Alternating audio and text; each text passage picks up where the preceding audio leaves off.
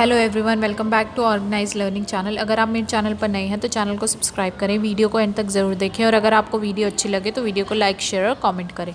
तो शिक्षा निदेशालय राष्ट्रीय राजधानी क्षेत्र दिल्ली की तरफ से विषय गणित के लिए कार्यपत्रक नंबर 24 तिथि 18 अक्टूबर 2021 के लिए कक्षा 7 की ये वर्कशीट है। यहाँ विद्यार्थी अपना नाम लिखेंगे और यहाँ अपने कक्षा अध्यापक या अध्यापिका का नाम लिखेंगे। तो आज हम पढ़ेंगे आंकड़ों का संगठन। आपने सीखा कि आंकड़े तथ्यों का संग्रह होता है। तो किसका संग्रह होते हैं आंकड़े? तथ्यों का। तथा हम किसी विशेष जानकारी को प्राप्त करने के लिए आंकड़ों का संग्रह करते हैं। और हम आंकड़ों का संग्रह किस लिए करते हैं? अगर हमें कोई विशेष जानकारी प्राप्त करनी हो तो। आंकड़ों के द्वारा किसी विशिष्ट सूचना को उचित प्रकार से जानने के लिए हमें आंकड़ों का संगठन करने की प्रक्रिया को सीखना होगा। तो अगर हमें आंकड़ों के द्वारा कोई विशिष्ट सूचना है उसे उचित प्रकार से जानना है तो उसके लिए हमें आंकड़ों का संगठन करने की जो प्रक्रिया है उसको सीखना होगा। कक्षा 7 के कक्षा अध्यापक एक सप्ताह विशेष में व्हाट्सएप ग्रुप पर वापस दिए गए वर्कशीट की संख्या जानना चाहते थे। तो जो कक्षा 7 के कक्षा अध्यापिका है उन्होंने एक सप्ताह में व्हाट्सएप ग्रुप पे जो वापस की गई वर्कशीट थी उसकी संख्या जाननी थी। वह इस प्रकार विद्यार्थियों की कुल संख्या लिखते हैं। तो उन्होंने विद्यार्थियों की कुल संख्या इस तरह लिखी: 33, 38, 28, 46, 29, 46 और 25। यह जानने के लिए कि किस दिन कितने विद्यार्थियों ने कार्यपत्रक को पूरा किया, आंकड़ों को इस प्रकार व्यवस्थित किया। और उन्होंने ये जानने के लिए कि कौन से दिन पे कितने विद्यार्थियों ने कार्यपत्रक पूरा किया, तो उन्होंने आंकड़ों को किस तरह व्यवस्थित किया, ये ऐसे नीचे जो दिया गया है।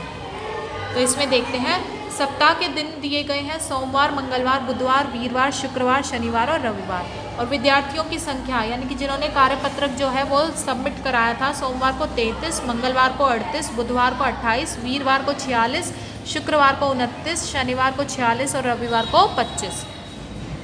अध्यापक को पूरे सप्ताह के दौरान प्राप्त कार्यपत्रकों की औसत संख्या विभाग को भेजनी है। इसलिए उसने छात्रों द्वारा वापस की गई सभी कार्यपत्रकों की संख्या को जोड़ा और 7 से विभाजित किया और इससे कार्यपत्रकों की औसत संख्या मिली। तो अध्यापक ने क्या किया कि पूरे सप्ताह के दौरान जितने भी कार्यपत्रक उनको प्राप्त हुए उसकी औसत संख्या विभाग को भेजनी थी। तो इसलिए उन्होंने क्या किया, जो छात्रों द्वारा वापस की गई थी सारी कार्यपत्रक उनकी संख्याओं को उन्होंने जोड़ा और फिर कितने से विभाजित किया? 7 से। और इससे उनको क्या मिल गई? जो कार्यपत्रकों की औसत संख्या थी वो उन्हें मिल गई। तो इस औसत आंकड़े को माध्य कहते हैं। तो ये जो औसत आंकड़ा होता है इसको हम बोलते हैं माध्य। तो माध्य का एक फॉर्मूला, एक सूत्र होता है कि माध्य बराबर आंकड़ों का योग बटे में आंकड़ों की संख्या। तो जैसे आंकड़ों का योग कर लेते हैं, 33 जमा 38 जमा 28 जमा 46 जमा 29 जमा 46 जमा 25 बटे में आंकड़ों की संख्या कितनी है? 1 2 3 4 5 6 7। तो बटे में 7। तो ये टोटल ये ऊपर कितना बन गया? 245 बटे में 7। तो कितना आया? 35। अब क्या है, अध्यापक ने यह जाना कि वीरवार और शनिवार को विद्यार्थियों द्वारा लौटाए गए कार्यपत्रकों की संख्या समान है जो कि 46 है। तो उन्होंने क्या देखा कि जो वीरवार और शनिवार को जो बच्चों ने कार्यपत्रक लौटाए हैं उनकी जो संख्या है वो समान है यानी कि 46 है। अतः सबसे अधिक बार आने वाला आंकड़ा बहुलक कहलाता है और उपरोक्त प्रश्न में बहुलक 46 होगा। जो आंकड़ा सबसे ज़्यादा बार आएगा तो वो बहुलक कहलाएगा और इस प्रश्न में 46 सबसे ज़्यादा बार आया तो इसलिए इसका बहुलक क्या है? 46 है। यह जानना कि कौन से 3 दिन 33 से कम और कौन से 3 दिन 33 से अधिक विद्यार्थियों ने कार्यपत्रक लौटाए, तो उसके लिए आंकड़ों को बढ़ते या घटते क्रम में लिखते हैं तथा जो आंकड़ा बीच में आता है उसे माध्यक कहते हैं। यदि आंकड़ों की संख्या सम हो तो बीच के दोनों आंकड़ों का औसत ही माध्यक कहलाता है।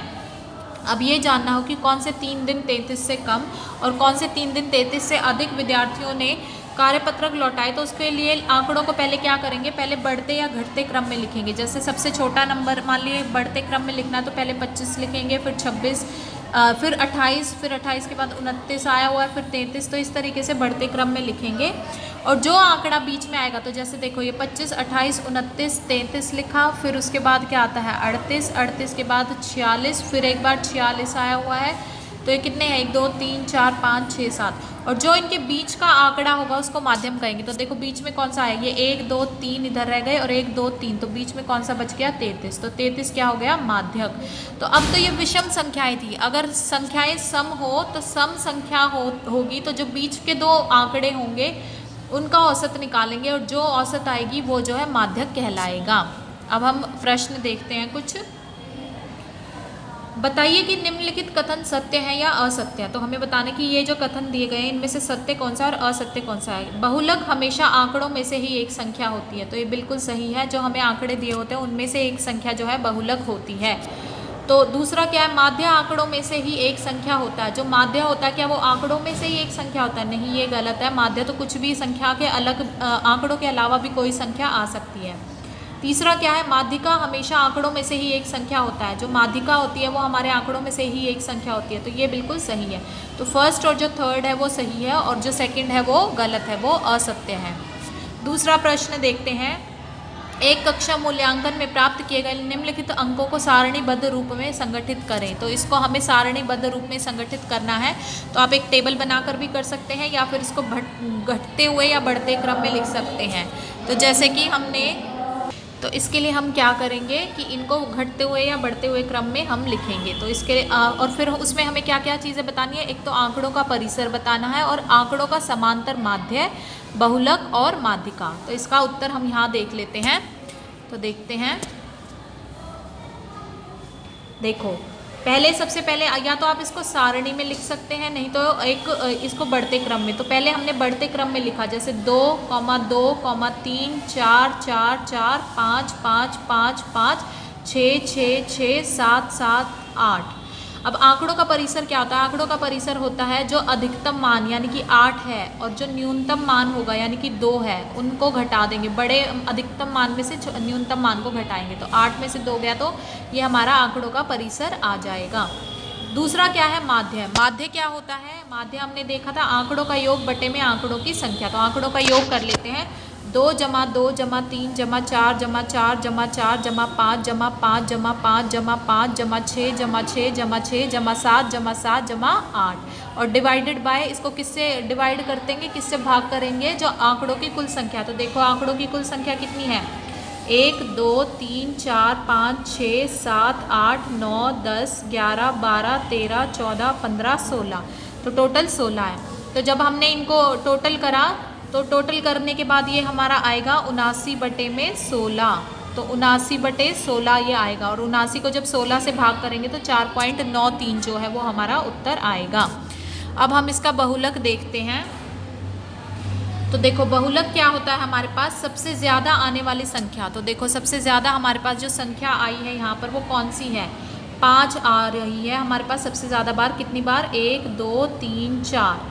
बाकी ये 3 बार, ये 1, ये 2, ये भी 3, ये 2 और ये 1। तो सबसे ज़्यादा क्या संख्या आ रही है? 5। तो इसलिए इसका बहुलक हमारे पास क्या हो जाएगा? उत्तर 5।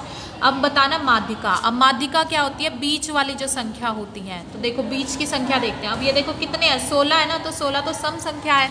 तो इसलिए हमने क्या देखा था कि सम संख्या के केस में हम क्या करेंगे, जो बीच की 2 संख्याएं होंगी उसका औसत निकाल लेंगे और जो औसत होगा वो उसकी माध्यिका होगी। तो देखो इनके बीच में अब 1, 2, 3, 4, 5, 6, 7 और ये 8। इधर से ये वाली और इधर से देखेंगे तो 1, 2, 3, 4, 5, 6, 7, 8। इधर से ये वाली।